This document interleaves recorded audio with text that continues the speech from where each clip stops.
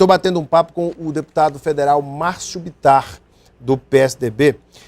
Deputado, o senhor que é o primeiro secretário da mesa diretora acompanhou em Brasília, no Rio de Janeiro, em São Paulo, principalmente, as manifestações dos movimentos sociais, manifestações democráticas, necessárias, muitas delas acordaram os políticos, mas infelizmente, infiltrados nessas manifestações existem os mascarados, os baderneiros, os criminosos. O que fazer para conter essas hostes de criminosos que se inserem dentro das manifestações democráticas e justas que nós vemos nesse país? Alain, nós temos que reconhecer que há uma certa cumplicidade nacional com a marginalidade. Como é que isso funciona? Você conversa com uma mulher, uma professora muito bem intencionada, amiga minha, aí vamos falar da violência. Qual é o discurso que vem dos movimentos esquerdistas, Alain? Eu sei o que eu estou falando.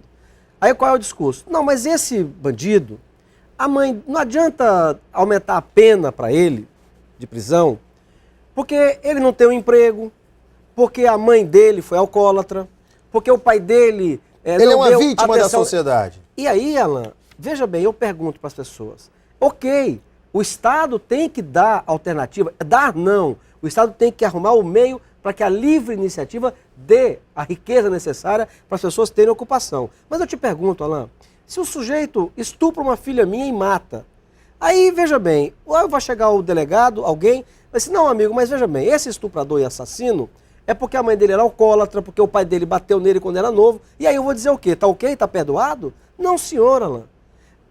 É preciso não desconhecer os problemas sociais, mas é preciso reconhecer que há uma inversão de valores no Brasil. A polícia, Alain, não sabe mais o que é que faz. Quando um coronel da PM de São Paulo é surrado no meio da rua até sangrar, o cidadão normal, comum, se sente absolutamente desprotegido. Alain, nenhum liberal ousou dizer da segurança pública, da força que não deva ser pública do Estado. Ou seja, alguns liberais chegam a afirmar que até a educação, a saúde pode ser privatizada, pode ser cuidada pela iniciativa privada, mas não o poder da força. Só quem pode ter isso é o Estado, senão é selvageria. Então eu comungo das ideias de que o sistema brasileiro tem que enrijecer. E a sociedade que é vítima da violência precisa perceber que o mocinho na história é o filho da mulher e do homem policial que vai para a rua oferecer a sua vida em nossa defesa. Eu, Alain, vejo, inclusive, com muito agrado, o PSDB nacional, governador de São Paulo, a bancada federal, abraçando alguns projetos, como está na mídia nacional hoje, que eu já venho lutando. Exemplo, eu comecei o mandato propondo abaixar a maioridade penal. Esses 18 anos, o Brasil é um dos únicos países da democracia, que funciona a democracia, que tem maioridade de 18 anos. Não tem cabimento alguém com 17 anos e meio sendo manipulado por gangues profissionais e coloca um menino que um mês para completar 18 anos para assassinar um monte de gente, no outro dia ele está solto. Isso não é possível.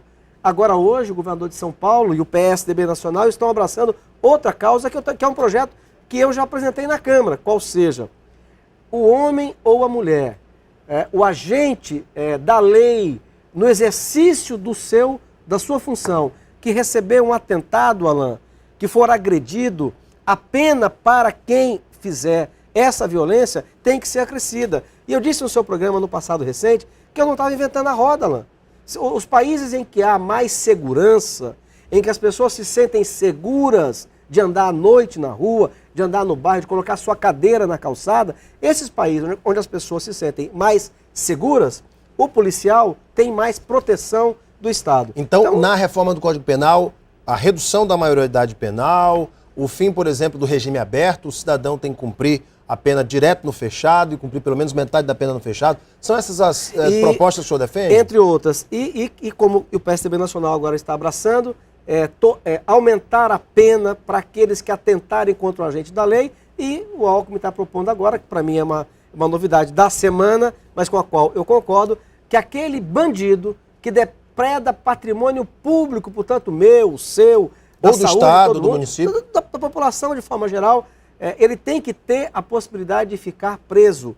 O sujeito não pode sair encapuzado, depredar patrimônio público e não poder ficar detido. No outro dia ele está solto. Isso desmoraliza por completo a nossa polícia, que eu repito, já não sabe mais o que é que faz. Isso, o governo do Estado de São Paulo pode fazer isso com base numa lei estadual ou o quê? Ele vai fazer com que Porque ele não pode ser contra a Constituição nem o Código Penal.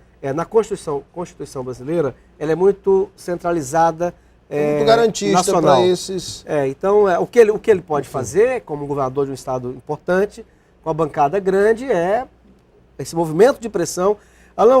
E aí o Congresso Nacional e o governo federal entenderem... A mudança tem que ser no Congresso. No Congresso Nacional. O que não pode, Alan, só para dar um exemplo, Gilberto Carvalho, que é ministro do governo do PT, veio dizer agora há pouco que os Black Blocs precisa conversar com eles. Alan, eles são bandidos. São criminosos. São criminosos. Encapuzados, bandidos. No Estado de Direito Democrático, aquele que infringe a lei precisa pagar por isso.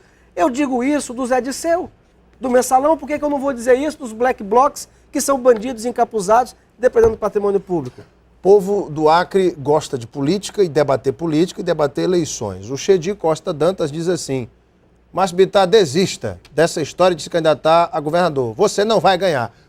O senhor quer comentar aqui? O Chedi está botando água aí na sua pré-candidatura. Não, dizer para o Chedi, obrigado pela qualquer forma, obrigado por alguns segundos ele passou pensando em mim para fazer a pergunta, obrigado por isso. Bom, dizer que eu não sou ficcionado por cargos, né? E agora, só quem sabe o que vai acontecer na eleição do ano que vem, Alan, é Deus. E eu já disse aqui para você e repito a todos que estão nos ouvindo. A minha pré-candidatura ao governo está entregue nas mãos de Deus, só Ele sabe o que vai acontecer. Como são várias perguntas, eu pedi para o senhor ser assim, bem sucinto como o senhor foi agora. Willamis França, boa noite, Alain. Gostaria de saber do deputado o porquê de alguns membros da oposição, ao invés de só criticar no momento que o faz, não buscam também uma parceria ou até mesmo apresentam uma proposta para solucionar aquela crítica ou aquela denúncia feita. Pergunto-lhe isso porque acredito que em uma forma de política onde tanto situação como oposição podem lutar pelo bem do nosso Estado, ao invés de só brigarem pelo poder. Ou política se resume em luta pelo poder? Não seria melhor lutar pelo bem-estar da população? É a ponderação do Willamis França. Willamis, obrigado pela sua pergunta. Eu parece que estava até adivinhando, trouxe aqui de novo a cópia de um documento, que não é um plano de governo, mas é uma diretriz, é um plano de diretriz por um Acre melhor. Isso é fruto de um trabalho já de mais de 7 meses, 8 meses de trabalho, onde nós começamos a levantar os assuntos da educação, da segurança pública, da segurança pública, educação, saúde, segurança pública e parceria público-privado fundamentalmente. E nós vamos ter, para o ano que vem, Alain, um programa, e eu disse isso, vou repetir, eu tenho a audácia de dizer, o melhor, mais audacioso e possível plano de governo para apresentar ao povo acreano. Eu começo a viajar nesse mês que entra agora, buscando no Brasil, e se precisar até fora do Brasil, as melhores experiências na área da educação, da segurança, da saúde pública, das parcerias públicas e privadas, para poder inspirar a criação de um grande programa de governo para o nosso Estado, que tenha como objetivo duas questões, Alain: promover o crescimento econômico que gere riqueza para as pessoas e, ao mesmo tempo, promover a volta de um Estado livre que possa respirar a democracia. O Tancremildo também pergunta pelo plano de governo. O senhor apresentou já seu plano de diretriz. Obrigado ao querido Tancremildo Maia, pensador, um homem inteligente que sempre coloca suas ponderações também. Eu sou amigo da família dele toda. Pois é, o Francisco Pantio pergunta: deputado Márcio Bittar, no campo da oposição, o senhor começou bem na frente, lançou o seu nome para governador, fez várias alianças e aglutinou muita gente em seu redor. Em seguida, o petecão se juntou ao seu desafeto Bocalon e abandonou o seu barco. Depois, o PMDB. Por último, o PP já tenta convencer o Gladson a ser candidato. O senhor ficou sozinho mesmo ou é a oposição que não se entende? Obrigado pela pergunta, Pantio. Não, tem muita água para rolar, mas eu sei, Pantio, que sozinho eu não fico. Eu tenho, a começar pela minha esposa Márcia, que não me abandone nem eu a ela, mas a leitura dele ele está muito bem informado, Pantio, né? Mas olha, eu acho que hoje, Pantio, de fato, eu não estou aqui para cobertar problemas que existem na oposição. Agora, é preciso a gente ter a clareza de dizer que o governo hoje não pode mais apontar para a oposição, porque ele próprio está vivendo um monte de problema na seara local, com brigas intestinas, com várias candidaturas. Então, enfim, se é difícil para o governo, que tem a chave do cofre, né, para manter as suas unidades, manter todo mundo unido, imagina para nós que somos da oposição. Com relação ao senador Petecão, eu já disse várias vezes, ele tem uma ideia de que mais de uma candidatura é melhor. Eu não acho, eu sempre achei que é melhor que estivéssemos todos unidos. Mas eu respeito a opinião dele, a decisão dele, e ele não será meu opositor. O meu opositor é o PT, com quem eu tenho divergências que não são pessoais, Alain. São divergências políticas de modo de enxergar a direção do Estado. O senador Jorge Viana esteve aqui no Gazeta Entrevista e fez a seguinte crítica, o seguinte comentário.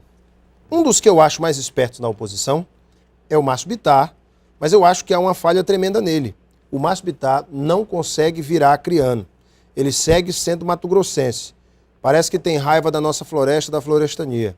Tem horas que eu tenho vontade de pegar o Márcio, dar uma chacoalhada nele e dizer para ele virar acriano de vez. Os outros que são candidatos são contra o Márcio contra eles e ficam naquela política fisiológica. Foi Jorge Viana falando do balaio de gato das oposições. E aí, deputado? O Wagner Salles me autorizou a dizer que a oposição pode ser até tida como balaio de gato, mas não é um balaio de rato. Ser balaio de gato é melhor do que ser um balaio de ratos. Agora, Alain, eu acho que o nosso senador da República, a quem eu respeito, eu vejo o Jorge um cara trabalhador, dedicado ao Estado.